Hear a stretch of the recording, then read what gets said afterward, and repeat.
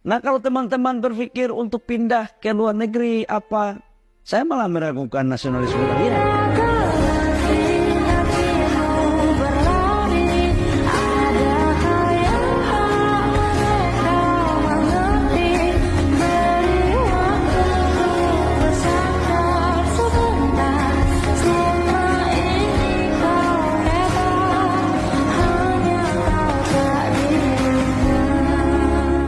Every endeavor I wanna remember.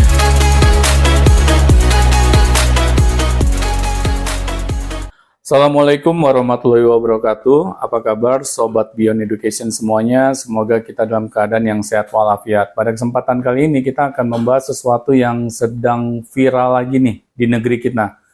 Tapi bukan sesuatu yang sedang baik-baik saja. Mungkin teman-teman sudah mengetahui ya, kita sedang adanya trending topik nih di media sosial berkaitan dengan tagar kabur aja dulu.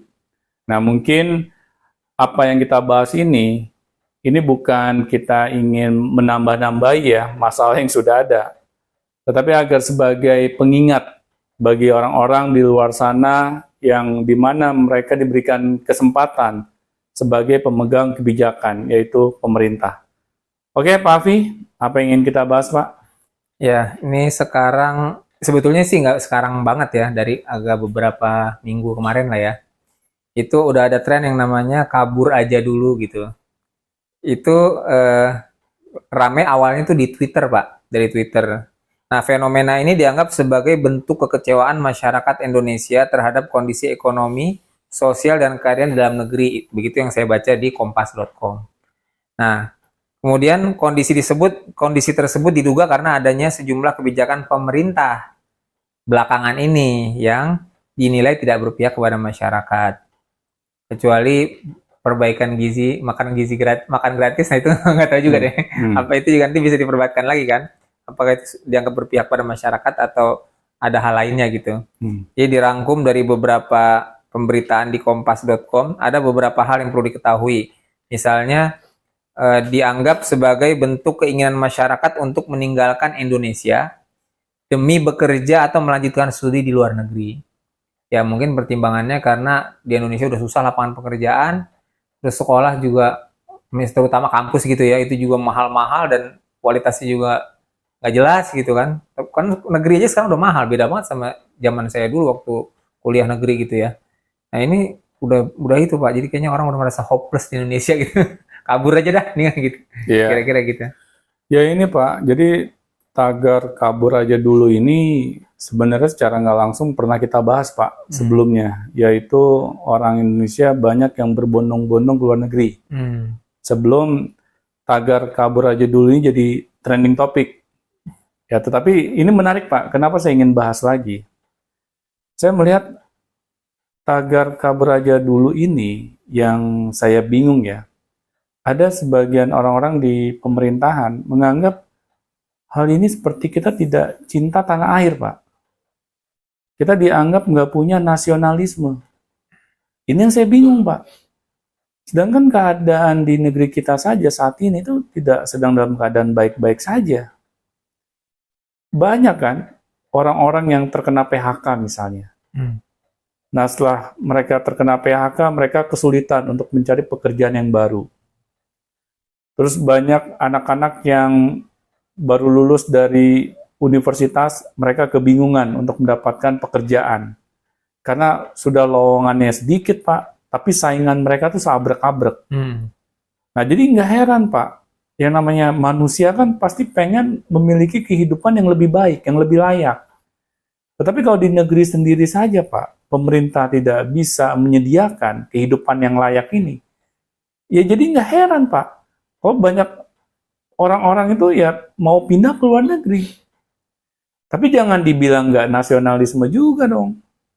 Iya, itu kata Pak Bahlil ya. Iya. Aduh, hampir saya salah ngomong. Kenapa? Enggak, namanya Pak Bahlil. Iya. Nah, maksud saya, ya itu, apa namanya, kan dia bilang begitu langsung ini aja, langsung asal jeplak aja maksudnya gitu Pak, tanpa dia harus melihat lagi, dia riset lagi, coba kenapa harusnya dia ya sebagai menteri gitu misalnya, kenapa ada omongan seperti itu.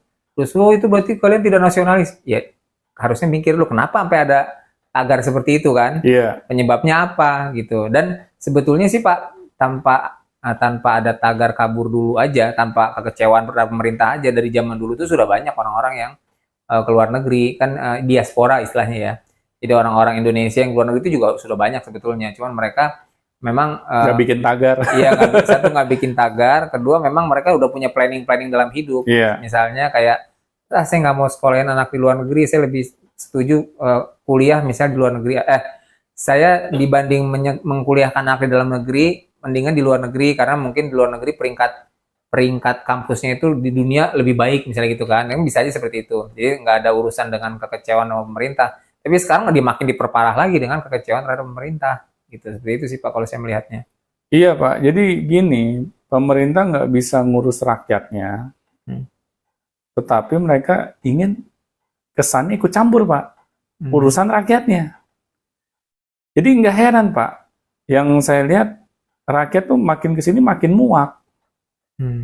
Ya mereka bikin tagar kabur aja dulu itu pasti ada penyebabnya Pak. Iya. Kalau buat saya pribadi ya, saya pernah kan Pak ya kerja di luar negeri Pak ya. Dan saya tuh kerja di luar negeri itu ya cukup lama juga Pak, hampir 5 tahun. Tetapi selama saya bekerja di sana Pak, alhamdulillahnya saya nggak ada keinginan Pak untuk menetap di luar negeri Pak. Meskipun di sana saya nyaman Pak. Gaji saya bagus, ya. Kehidupan saya juga di sana enak, nggak kena macet, ya.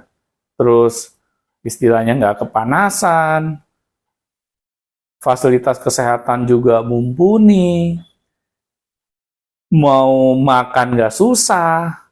Jadi banyak hal yang sebenarnya kalau ini Pak ya, kalau orang-orang bilang tuh saya bodoh Pak. Saya meninggalkan zona nyaman. Kenapa lo nggak stay aja di sana? Nah tapi nggak tahu kenapa Pak, saya ada kayak naluri panggilan di dalam diri saya gitu Pak. Ayo Don, lo balik Don, balik ke negeri lo. Saya juga waktu pas saya merasakan hal itu, ada apa ya kok gue nggak nyaman ya, misalnya untuk tinggal di sini ya, kayak saya tuh harus pulang gitu. Tapi saya pulang aja masih bingung Pak mau ngapain. Nah tiba-tiba saya terjun ke dunia pendidikan seperti saat ini, itu juga tanpa direncanakan Pak. Nah hal itu menjadi ini Pak, istilahnya sebenarnya suatu lampu kuning Pak bagi pemerintah. Banyak orang nih yang sudah memiliki nasionalisme, yang dia rela keluar dari zona nyamannya Pak di luar negeri. Tetapi pas dia kembali ke negeri sendiri, dia merasa kok sepertinya nggak dihargai Pak. Kita masih saja gitu, sulit untuk mencari pekerjaan misalnya. Kita masih kesulitan untuk hidup secara layak. Ya jadi nggak heran Pak, kalau masyarakat hanya mengandalkan nasionalisme saja, mereka bisa bertahan di sini Pak. Sedangkan kita kan perlu makan Pak. Kita butuh pelayanan kesehatan.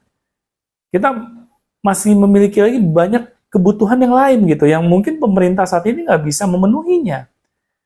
Ya kayak kasus LPG 3 kilo aja kan, ini bermasalah Pak. Ini hal yang istilahnya lucu seperti ini, pemerintah kesannya nggak bisa mengatasinya.